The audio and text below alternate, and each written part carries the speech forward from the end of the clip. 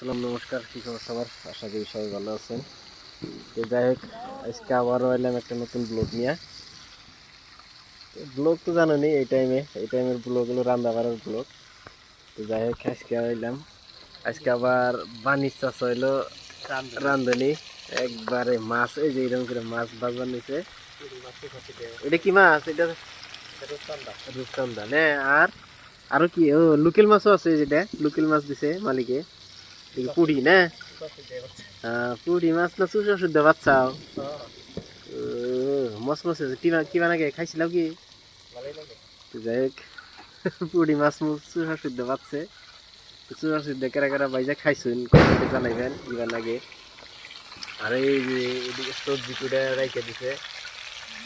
কি সবজি সবজি কি কি আছে? বিলাহি, ফুলকপি, বাগুন, আলু না? ও মিক্স।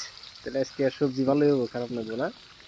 তো যাই হোক, কেরা কোন জায়গা থেকে দেখতে চাও সবাই কমেন্টে জানাইবে।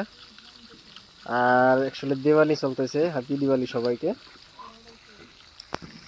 তো যাই হোক, ওইদিকে মালিকের ছেলে ওইটা বইরেছে। আরে ইমরুল মেঘরে বইরেছে কে? এই চিনতে নেই মেলা। ইমরুলের বইরেছে পিঙ্কু, টাওয়ারের মালও পড়ে গেছে গা।